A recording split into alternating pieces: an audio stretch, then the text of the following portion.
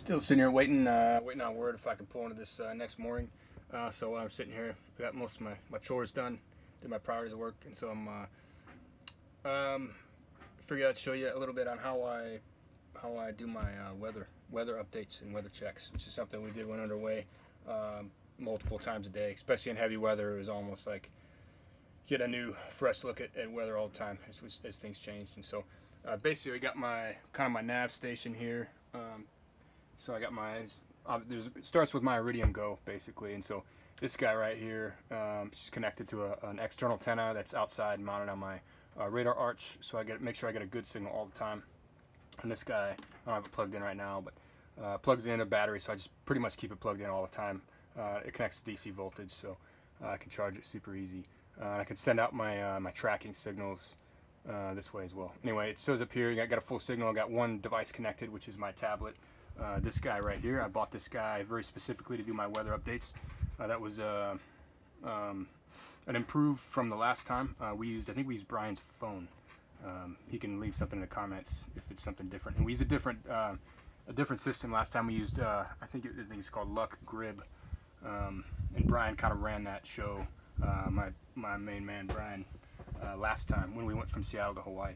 So anyway, basically what you got here, also of note, this is interesting, how terrible my charts were if I hadn't had. So I bought right before the sale. I bought basically what is the Philippines, kind of the parts of Southeast Asia, and so I bought this map data right here, as you can see inside this box. And we didn't quite get there, but I already had the U.S., the complete U.S. So I had all of Hawaii, and then basically it was hard to tell what I had between there and the atolls here on the Marshall Islands because there's nothing there. It's just ocean, and so obviously depth is a huge deal. But when it's 3,000 plus feet, you're pretty much good to go. Luckily, to counter that, I had this tablet and I had Navionics, and I downloaded offline maps, like a whole bunch of offline maps. In fact, I can probably zoom out and you can see exactly what I downloaded.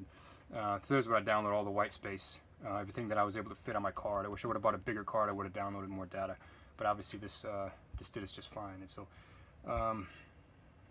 so there we are. Anyway, there's Majuro Atoll inside the Marshall Islands, and then here's our current location. So we had to come in through here, this pretty narrow channel. We had to sail in because we had no motor, and then we sailed over, and we end up finding a mooring right here off this Navionics island. I probably butchered it in 3 videos. Apologize to anybody.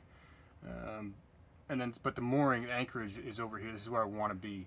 That's town, and that's where I can get a mechanic to come on board, all that stuff. So I've been taking my dinghy back and forth. It takes about 45 minutes to an hour, probably an hour there because I'm going against the chop, and maybe 45 minutes back, and I get soaking wet. It's awesome. So you got to take a dry bag with all your stuff, change clothes. Anyway, get on to the weather. So what I have is my Iridium Go apps, and then my offshore. This is my Predict Wind guy. So I can go in here and I can download, say Grib offshore, maybe. That's not gonna work. Anyway, it's a pretty awesome system, and so I can change the size of this box depending on how big of the weather pole I want to get. And obviously the bigger pole, this one, it says Grib, is 48 hours old, because since I've been here I haven't downloaded a new Grib. And so this file, this is basically, as we got closer, there'd be a little white dot that shows, actually that's that white dot right there, shows my location. But this obviously doesn't have super accurate map data. It's just kind of but it gives you your location. You give a good lat long listed there and whatnot.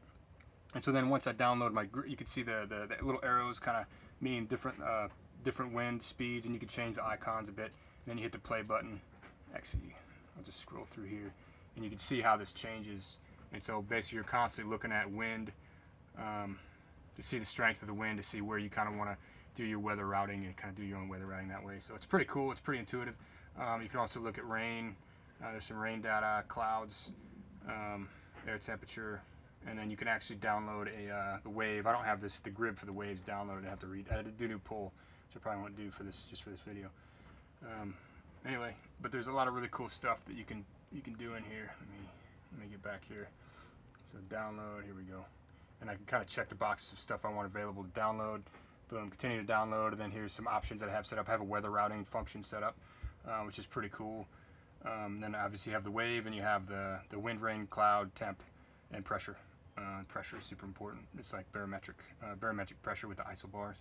As the isobars kind of change, you can kind of get a good idea of a potential squall or system kind of coming up based on how that pressure changes. So it just gives you a lot of good data to go off of to kind of do your routing. So it makes it fun, and it's something really to kind of do as you go along and really get into it and plan your trip. So it's pretty cool.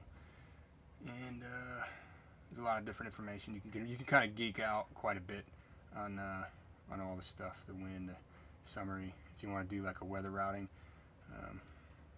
yeah. That's assuming that your boat can do what they recommend you do. Obviously, you got to tailor it. There's some settings you can put your boat speed and all that kind of stuff in there.